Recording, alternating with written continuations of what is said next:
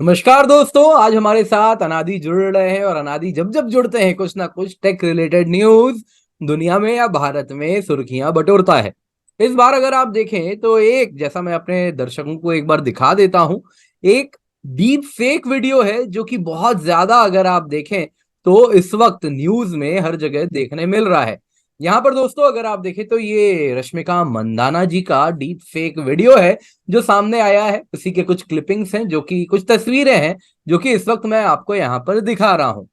यहाँ पर दोस्तों ऐसा नहीं है कि ये पहली बार हमको इस प्रकार का डीप फेक वीडियो और उससे रिलेटेड न्यूज सामने आया है। कुछ दिन पहले की बात है, जब हॉलीवुड स्ट्राइक भी हुआ था, तब भी मैंने इस प्रकार के न्यूज को कवर किया था और बताया था कि जो परफॉर्मर्स हैं वो कह रहे हैं कि इस प्रकार की जो नई टेक्नोलॉजी आ गई है, जिसे जनरेटिव एआई कहा जाता है, उससे वो थोड़े थ्रेटेंड फील कर रहे हैं कि कल को उनकी नौकरी ना चली जाए। और इसके खिलाफ भी जो हाउसेज हैं, जो प्रोडक्शन हाउसेज हैं, उनके खिलाफ वो कुछ गारंटी की प्रयास कर रहे हैं।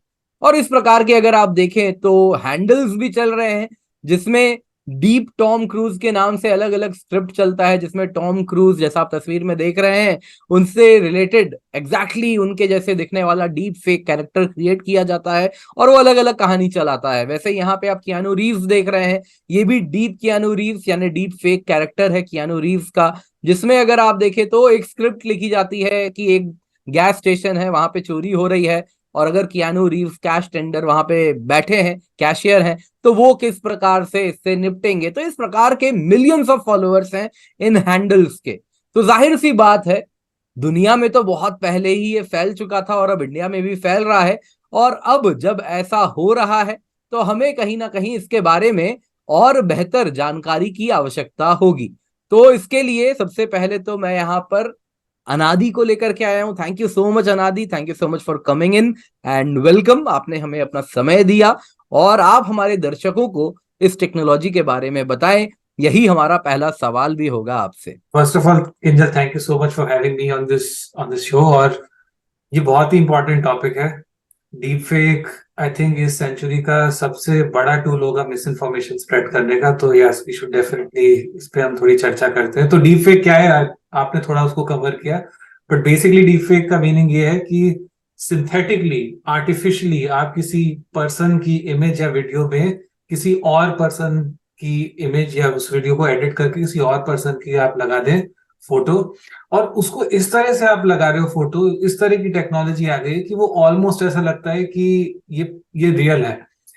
तो एज एन एग्जांपल, लाइक अगर स्लाइड 5 पे अगर आप जाओगे तो कुछ साल पहले टॉम क्रूज का एक डिजिटल बनाने का ट्राई किया था कॉपी, और राइट साइड में बहुत ऑब्वियस है कि ये एक फेक है। मतलब उसकी स्किन टोन ब्राउन है, उसके बाल लग रहा है कि विग है, नकली है। बट अब रिसेंट ईयर्स में अगर आप देखो जिस तरह का डीप फेक आने लगा है, इट बिकम्स वेरी डिफिकल्ट, बहुत ही मुश्किल है इन दो इमेजेस में जानना। ये बोरिस जॉनसन यूके के एक्स प्राइम मिनिस्टर है, ये जानना कि कौन सा इसमें से फेक है और कौन सा इसमें से असली है।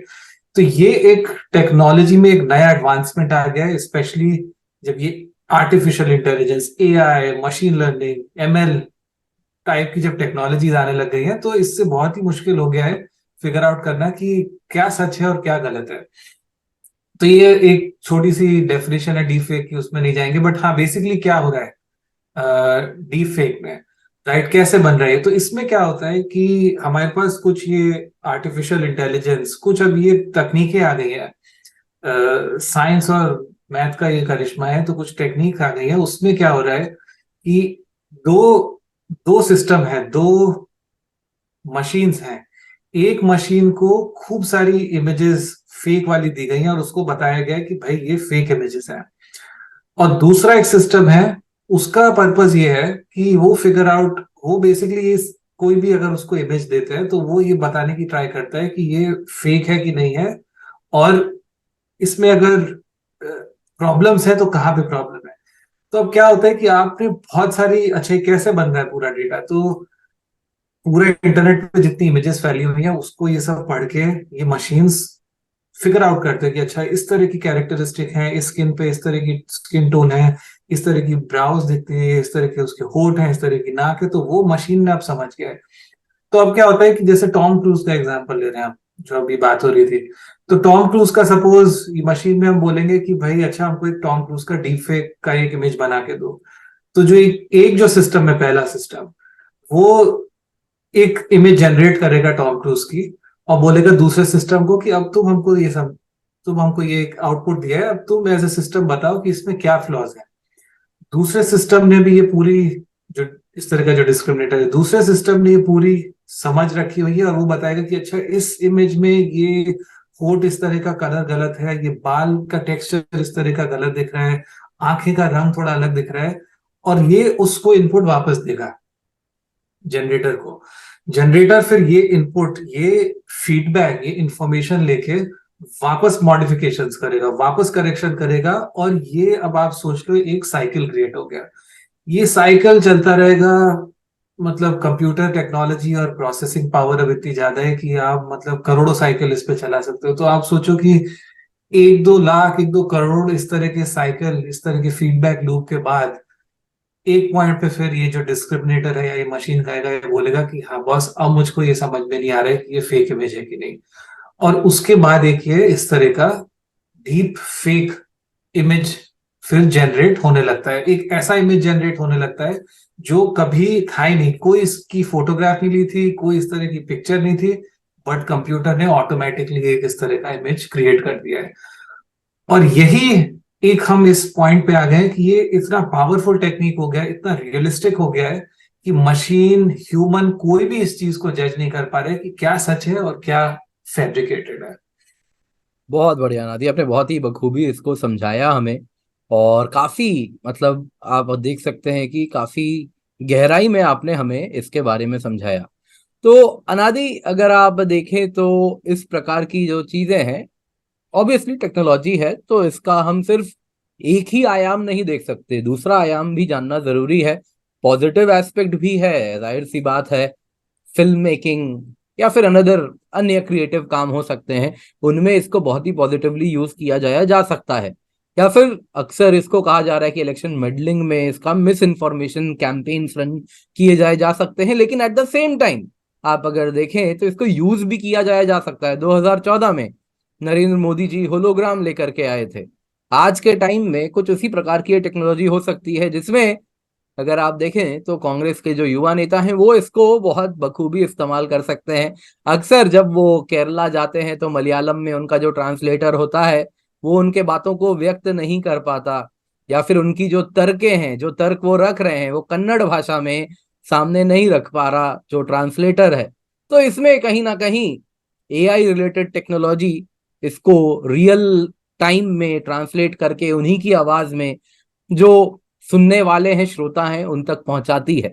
तो वैसे यहाँ पे कहना चाहूंगा, राहुल गांधी जी की जो तर्कें हैं शायद एआई ही बेहतर समझ सके, आम आदमी तो नहीं समझ पा रहा। खैर, वो सारी बातें बाद में होंगी, यानी कि एंड ऑफ द डे इस टेक्नोलॉजी का पॉजिटिव यूज भी है, लेकिन एट द सेम टाइम अगर हम देखें तो कुछ इसका मिस इन्फॉर्मेशन कैंपेन्स वगैरह भी इसके द्वारा रन किया जाया जा रहा है, और थ्रेड्स भी बहुत सारे हैं हमारे सामने। तो अनादि, इसके बारे में प्रकाश डालें, क्या थ्रेड्स हैं, क्या मिस इन्फॉर्मेशन है? हाँ, तो थोड़ा सा पहले टच करता हूँ कि इसके क्या पॉजिटिव यूज केसेस हो सकते हैं, क्योंकि हाँ, टेक्नोलॉजी में कभी ऐसा नहीं होता है, कोई आदमी ऐसे सोच के नहीं बना रहा टेक्नोलॉजी, या कोई इंस्टीट्यूशन या ग्रुप ऑफ लोग, ऐसे समुदाय मिलकर नहीं बना रहा कि इसका मिसयूज हो। तो यूजेस क्या है, तो चाइना, यूएस, यूके, कुछ इन कंट्रीज में इसका काफी एडवांस या काफी तेजी से यूसेज अब बढ़ता जा रहा है।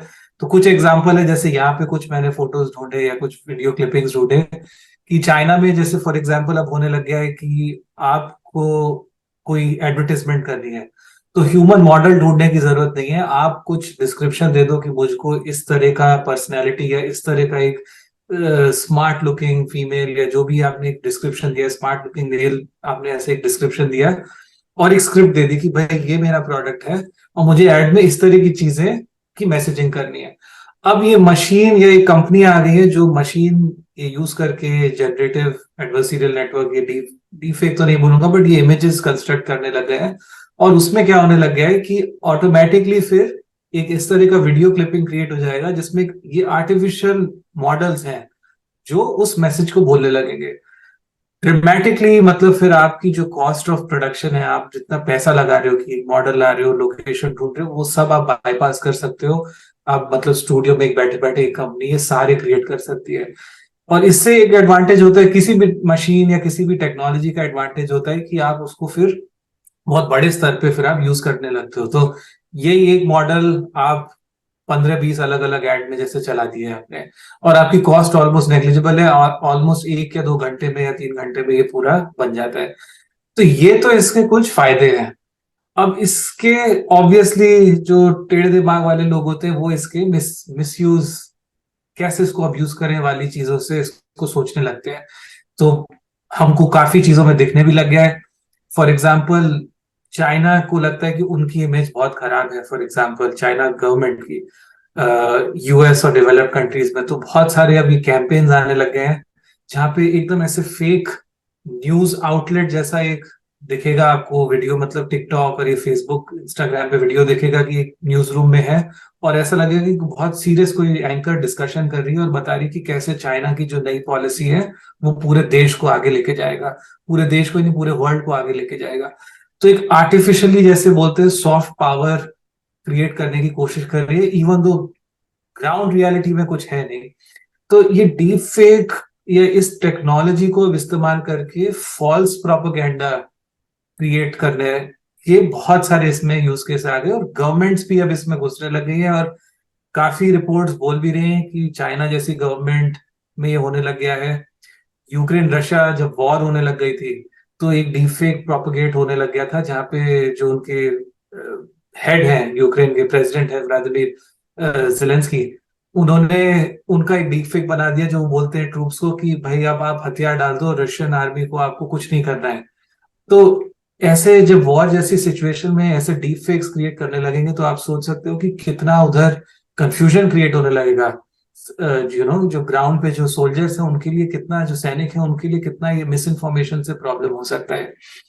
बिल्कुल, अभी तीसरा एक इंडियन बड़ा आर्म इंटरेस्ट, वॉर में भी देखने मिल रहा है, बहुत ज्यादा डीप फेक्स रन किए जा रहे हैं, काफी ज्यादा। मतलब वर्ल्ड सिंपैथी लेने के लिए अलग अलग प्रकार के वीडियोस भी सामने आते हैं जो कि डीप फेक के द्वारा बनाए जा रहे हैं। बहुत ही इंटरेस्टिंग इस पे स्टैट है, एक डेटा पॉइंट मैं देख रहा था कि इस समय पैलेस्टीनियन कॉज के लिए ऑलमोस्ट 10 टाइम्स ज्यादा व्यूज हैं टिकटॉक पे as compare to Israel cause. और बहुत सारे जो व्यूज और लाइक्स आ रहे हैं, दोज आर आर्टिफिशियली क्रिएटेड या एक प्रोपेगेंडा ड्रिवन वीडियोस और प्रोपेगेंडा ड्रिवन इमेजेस है। तो डेफिनेटली, मतलब टेक्नोलॉजी के थ्रू आप फिर ये इस अब्यूज को आप बहुत मैग्नीफाई करने लगते हो, और इससे बहुत चेंजेस सोसाइटी में प्रॉब्लम्स भी आ सकती है। तो यही, हाँ, इसी का थोड़ा समराइज अगर करूँ तो पॉलिटिकल एजेंडा एडवांस करने के लिए, मिस इन्फॉर्मेशन कैंपेन्स फैलाने के लिए, ट्रूथ जो सच है उसको आप डिस्टॉर्ट करने लगते हो। और उससे क्या होने लगता है कि एंड यूजर को जब ये लगने लगता है कि मैं ये वीडियो देख रहा हूँ, और उसके दिमाग में अगर ये चीज है कि नहीं, पिछले महीने जब मैंने वीडियो देखी थी मुझ और ये फेक निकली थी, तो उसके दिमाग में भी एक वो होने लगता है कि ये जो मैं कंटेंट देख रहा हूँ, ये जो मैं न्यूज क्लिपिंग्स एक्सेट्रा देख रहा हूँ, इस पे कितना मैं ट्रस्ट करूं। तो एक जो हम लोगों की एक शेयर्ड अंडरस्टैंडिंग होती है नेचर की, हमारे वर्ल्ड की, हमारी सराउंडिंग्स की, वो भी डिस्टॉर्ट होने का यहाँ पे खतरा है थोड़ा सा। एक छोटा सा एग्जांपल बस मैं लूंगा कि वो जो इमेज स्टालिन की दिखाई गई, अपेरेंटली स्टालिन ने भी जब वो पावर में थे तो उन्होंने भी खूब इस तरह का प्रोपागेंडा रन किया था। तब फोटोज, जो फिजिकल फोटोज है वो आना चालू हुई थी, और ये उसमें क्या करते थे कि फोटोज में मैनिपुलेशन करके चीजों को हटाने लगते थे, लोगों को हटाने लगते थे, सिंबल्स को सिटी में हटाने लगते थे, एक खुद की एक नैरेटिव या खुद की एक रियलिटी बनाने के लिए। तो पास्ट में भी ये यूज हुआ है। आई थिंक अभी जो हम देख रहे हैं वो ये है कि चूंकि टेक्नोलॉजी ग्लोबलाइज्ड है, कोई भी कभी भी और कितने भी स्केल पे इसको कर सकता है। तो आई थिंक ये सबसे बड़े चैलेंजेस है अभी इस जमाने के। तो अनादि, जैसा आपने बताया, थ्रेड्स तो बताए, लेकिन अब अपने आप में डीप फेक या फिर ये जो एआई जो कि एक जिन है, अब बोतल से तो निकल चुका है। The Jini is out of the bottle now. अब ऐसा तो हम नहीं कर सकते कि इसको वापस डाल दें, ये तो कभी नहीं हो पाया किसी भी टेक्नोलॉजी को लेकर। तो जब इस प्रकार की समस्या हमको दिख रही है, तो बहुत जरूरी है कि इसको हम रेगुलेट करें। तो कैसे इसको रेगुलेट किया जाया जाए, क्योंकि जैसा आपने देखा है काफी ज्यादा सेक्सटॉर्शन रैकेट्स चल रहे हैं। एफबीआई ने भी अपने रिपोर्ट्स डाले हैं इस प्रकार के कि of late AI related sextortion rackets बढ़ गए हैं, जिसमें डीप फेक्स का इस्तेमाल हो रहा है। तो इसके बारे में थोड़ा और प्रकाश डालें और हमें बताएं क्या इसके लिए रेगुलेशन है दुनिया में इस वक्त। हाँ, तो पहला तो यह है कि काफी जो लिबरल्स या काफी जो open minded, so called open minded thinking वाले हैं, वो बोलते हैं कि नहीं, किसी भी चीज को रेगुलेट नहीं करना चाहिए। और मेरा ये पर्सनल मानना है कि, और बहुत सारी गवर्नमेंट्स का भी ये मानना है कि इस तरह की टेक्नोलॉजी जिसका इतना मिसयूज हो सकता है, इतना इसका हम नेगेटिव एक इम्पैक्ट क्रिएट कर सकते हैं सोसाइटी पे, ऐसी चीजों को रेगुलेट करना बहुत जरूरी है। और इसी केस में जिससे ये हमारा वीडियो शुरू हुआ रश्मिका मंदाना जी का, अमिताभ बच्चन ने भी एक ट्वीट किया था, मैं देख रहा था, उन्होंने बोला कि this is a strong case for legal. And मेरा ये मानना है कि ये बहुत जरूरी है, इसको रेगुलेशन फ्रेमवर्क में लाना बहुत इंपॉर्टेंट है। AIML बेस्ड जो कंटेंट क्रिएट हो रहा है, और मैं इसको 3 भागों में तोड़ूंगा। पहला मैं थोड़ा डिस्कस करूंगा कि सरकार की क्या इसमें भागीदारी हो सकती है। तो गवर्नमेंट में कुछ एग्जांपल्स ले रहा हूं। आई थिंक सबसे जो इंपॉर्टेंट एग्जांपल है वो EU का होगा, बट US गवर्नमेंट ने भी इसको ट्राई किया है। FBI, बहुत सारी एजेंसीज ने पास्ट में बोला है कि इसका बहुत ज्यादा नेगेटिव इम्पैक्ट होगा, तो एक दो एक्ट्स लाने की भी कोशिश की गई थी। सेंट्रल लेवल पे नहीं आ पाई, बट स्टेट गवर्नमेंट्स ने, कैलिफोर्निया के और बहुत सारे दूसरे स्टेट्स ने US में भी ये कुछ लॉज लेके आए हैं, जिसमें ये बोला है कि अगर कोई पाया जाता है कि डीप फेक टेक्नोलॉजी यूज करके किसी को आप एक्सटॉर्ट करना चाह रहे हो, हरास करना चाह रहे हो, कुछ रियलिटी को अगर आप इनकरेक्टली पोर्ट्रे कर रहे हो, तो जेल तक की सजा हो सकती है। तो थोड़ा डेटरेंस क्रिएट करने की तो डेफिनेटली कोशिश करी जा रही है। EU में भी एक AI एक्ट आ रहा है, बहुत बड़ा एक्ट है। EU जनरली प्रिवेसी को लेके काफी सीरियस होता है, अपने जो उनके जो सिटीजन है उनके हक के लिए। तो उनके भी एक आर्टिफिशियल इंटेलिजेंस एक्ट आया है, जिसमें उन्होंने बहुत सारे स्ट्रॉन्ग क्लॉजेस डाले हैं कि किस तरीके से आर्टिफिशियल इंटेलिजेंस जैसी टेक्नोलॉजी को यूज करना है। एक उसका उदाहरण बहुत सिंपल है, उन्होंने जैसे बोला है कि कुछ चीजें हम अलाउ किसी को नहीं करेंगे, ना पब्लिक को करेंगे ना सरकार को करेंगे, कि सर्वेलेंस करना है। आर्टिफिशियल इंटेलिजेंस यूज करके सर्वेलेंस करके स्कोरिंग कर रहे हैं, जो बेसिकली चाइना में समय हो रहा है। उन्होंने बोला है कि इस एक्ट के तहत ये तो हम पूरा ही EU से बैन करने वाले हैं। और उसके अलावा भी ये जो डीप फेक रिलेटेड जो कंटेंट है, harassment, deep fake content create करना, उस पे भी उन्होंने खूब सारे उस पे प्राविधान लाए हैं कि इसको कैसे हमको रोकना है।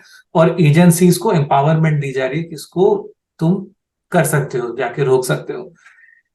US में भी अभी रिसेंटली जो बाइडन ने एग्जीक्यूटिव ऑर्डर एक अभी लागू किया है, रिसेंटली लास्ट वीक ही उनका एक ऑर्डर आया है, जिसमें उन्होंने भी कुछ कुछ एग्जीक्यूटिव ऑर्डर में जनरली इमीडिएटली अप्लाई नहीं हो पाता है, बट एक फ्रेमवर्क या गाइडलाइन टाइप करके उन्होंने ऑर्डर दिया है कि यहाँ की जो कुछ संस्थाएं हैं, US में निस्ट करके एक है संस्था, उनको भी कुछ गाइडलाइंस दिए कि AIML को रेगुलेट करने के लिए कैसे सरकार इसको यूज करे। सरकारी एजेंसीज है, डिपार्टमेंट ऑफ हेल्थ हो गई, कोई भी एजेंसी हो गई गवर्नमेंट में, तो उसको कैसे यूज करना है, तो उस पर भी प्राविधान लाया है। आई थिंक इसमें मैं एक ही चीज बोलूंगा कि इंडिया को भी थोड़ा इस चीज को देखना चाहिए, और मेरे को लग रहा है इस केस के बाद शायद आएगा।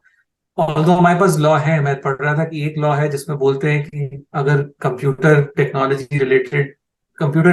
से यूज आईटी करके एक्ट अगर में ही आप डाला कुछ गया किसी है। को, IT एक्ट में डाला गया है, उसको थोड़ा और स्ट्रॉन्ग करना पड़ेगा। उसको AI और ये डीप फेक की भी चीजों को लाना पड़ेगा, और मे बी शायद जो हमारी पुलिस संस्थाएं हैं उनको भी शायद थोड़ा ट्रेनिंग या थोड़ा अवेयरनेस क्रिएट करनी पड़ेगी। तो ये तो बिल्कुल। सरकार का हो गया। तो अनादि जैसा आप बता रहे हैं, अगर हम किसी भी साइबर क्राइम की बात करें तो नेशनल ज्यूरिसडिक्शन उतना काम नहीं कर पाते, क्योंकि जो परपेट्रेटर है वो दुनिया में कहीं भी बैठ के किसी भी ज्योग्राफी में अपने क्राइम को अंजाम दे पाता है। कुछ ऐसा ही यहाँ भी है। जरूरी नहीं है रश्मिका मंदाना जी वाला जो डीप फेक है वो यहीं पर बना हो सकता है कहीं और बना हो, और किसी प्रकार से जो कैरेक्टर असैसिनेशन का प्रयास किया गया है वो अंजाम दिया जाया जा रहा है।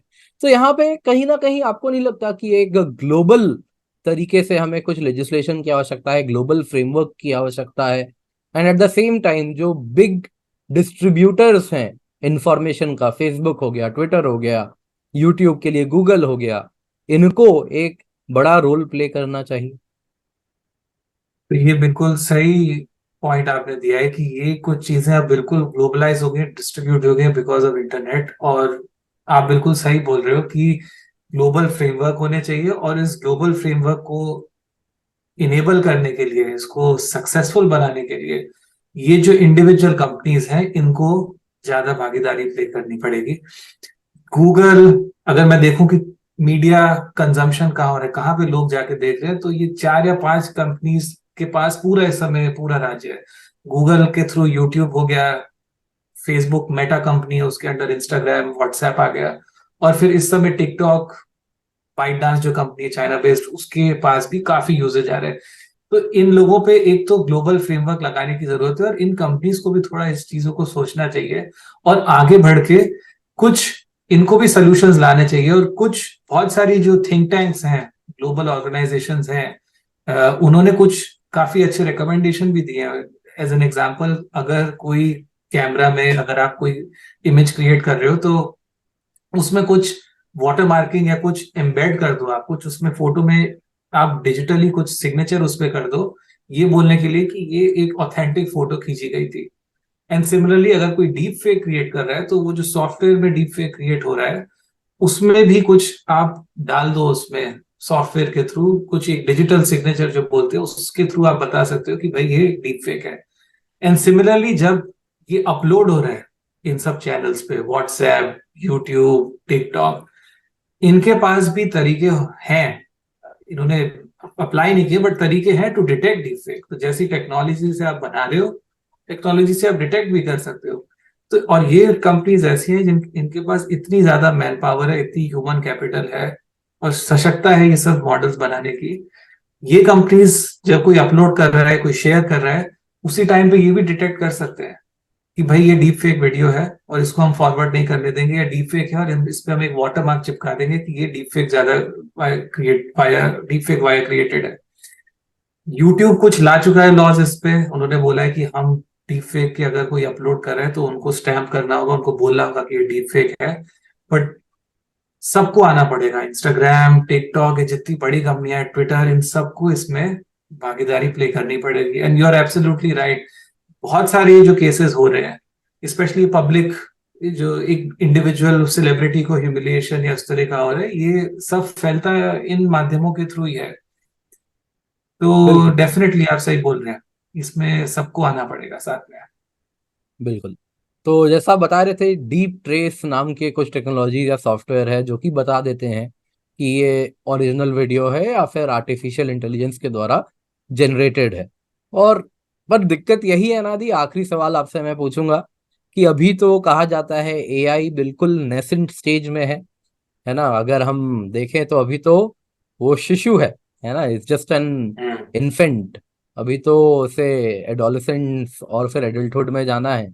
तब तक चीजें बहुत ज्यादा बदल जाएंगी। आज तो जैसा आपने बताया, हमें दिखाया टॉम क्रूज की स्टार्टिंग वाली तस्वीर, इजीली कोई भी आइडेंटिफाई कर सकता था कि हाँ, ये तो एआई के थ्रू जनरेटेड है। लेकिन ऑफ लेट जैसा बोरिस जॉनसन तक आते आते दिखा है कि बिल्कुल ओरिजिनल लग रहा है। तो कैसे आप समझते हैं, आखिरी सवाल है, कैसे आप समझते हैं कि आने वाले समय में इस प्रकार की चीजों से हम उबर पाए? क्योंकि डैमेज हो जाता है जब तक पता चलता है कि ये ओरिजिनल है, नकली है। इलेक्शंस मिडलिंग हो सकती हैं, बहुत सारे चैलेंजेस आ रहे हैं। तो आप क्या समझते हैं, क्या हमें किस तरफ आगे बढ़ना चाहिए with respect to deep fake technology in coming future? हाँ, तो ये डीप फेक मतलब आपने जैसे बोला, टेक्नोलॉजी एडवांस होगी, इसको कोई रोक नहीं सकता। और कुछ अतरंगी दिमाग वाले जो लोग होंगे वो इसके टेढ़े थोड़े यूज केस ढूंढेंगे और इस तरह को एक्सप्लॉइट करने की भी ट्राई भी करेंगे। पास्ट में भी ये हुआ है, मतलब वो वायरस, और अगर आप देखो कि इंडिया में भी जो वो ओटीपी टाइप जो स्कैम होते हैं अभी बहुत कुछ लोग कहते हैं सिंपलिस्टिक पहला से हैं। वायरस किसी पाकिस्तानी ने ही बनाया था।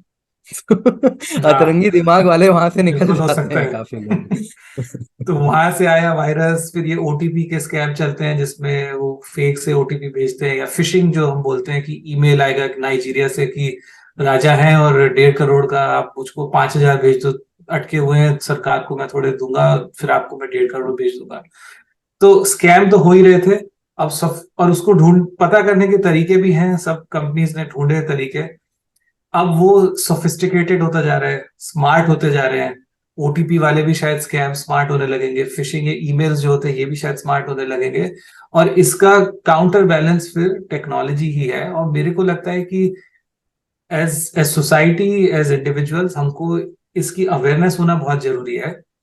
बट इसमें इतना नेगेटिवली भी सोचने की जरूरत नहीं है। लाइक हमेशा जो गुड साइड है, चोर सिपाही का, चोर पुलिस का गेम है, तो हमेशा जो पुलिस वाली साइड है, अच्छी साइड है, वो हमेशा कुछ ना कुछ तरीके ढूंढ लेती है।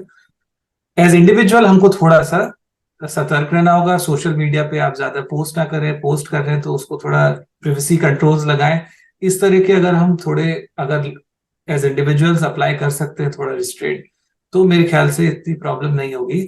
और मैं श्योर हूं कि कभी हम डेफिनेटली चोर सिपाही के गेम में कभी चोर दो कदम आगे निकलेगा, बट फिर हम उसको कुछ काउंटर बैलेंसेस ढूंढ लेंगे। रिस्ट्रिक्ट करना मैं बिल्कुल नहीं मानता कि इसका सोल्यूशन है, और ना ही कर सकते रिस्ट्रिक्ट। आज के जमाने में ये सब चीजें रिस्ट्रिक्ट तो बिल्कुल नहीं हो सकती। रेगुलेशन के थ्रू इसको कंट्रोल जरूर कर सकते हैं। बहुत बढ़िया। तो आखिरी में अनादि ने हमें यही बताया कि भाई एंड ऑफ द डे आपकी सुरक्षा आपके हाथ में है, अनलेस अनटिल आप पब्लिक सेलिब्रिटी नहीं है जिसके ढेर सारे वीडियोस पब्लिक हो रखे हैं। अदरवाइज अपने जितने भी प्रिवेसी रेस्ट्रिक्शंस हैं उसको मैक्सिमम पे रखें, ज़्यादा डेटा पब्लिकली ओपन ना रखें। वॉइस सैंपल हो गया, या फिर फॉर दैट मैटर जो वीडियोस हैं जो आप घूमने जा रहे हैं, तस्वीरें हैं, उसमें मैक्सिमम प्रिवेसी सेटिंग्स हाई रखें। और फिर टेक कंपनीज पे भरोसा करें कि वो और किसी के साथ साझा उसे ना करते हो। नहीं तो फिर सरकार को वहां पर कुछ ना कुछ करना पड़ेगा। पर जो भी है, this is how it is, and hopefully चीजें तो मैं आगे एक ही बढ़ेंगी। बोलूंगा कि टिकटॉक जो यूजर है वो थोड़ा सोचे, कंपनी कहाँ की है, डेटा कहाँ जा रहा है। तो तो ये यहाँ एक पर चीज मोदी जी तो ने ध्यान रख लिया है, टिकटॉक को भारत में आने के पहले ही कुछ ही दिनों में टाटा बाय बाय कर दिया गया। तो वो तो यहाँ पर कंट्रोल कर लिया गया। और टिकटॉक बहुत बड़ा मिस इन्फॉर्मेशन का टूल भी बना हुआ है। इसराइल हमास वॉर में हो गया, रशिया यूक्रेन वॉर में हो गया, यूएस में हो गया, तो उसको तो हमने हैंडल कर लिया है। तो ठीक है, आई गेस इतना ही था इस इश्यू पर। थैंक यू सो मच अनादि, आप हमारे साथ आए, हमारे साथ जुड़े, और हमारे दर्शकों को इस बहुत ही इम्पोर्टेंट टॉपिक पर आपने जो हमारे साथ अपना नॉलेज शेयर किया, इसके लिए बहुत बहुत धन्यवाद आपका। Thank you so much Kinjal.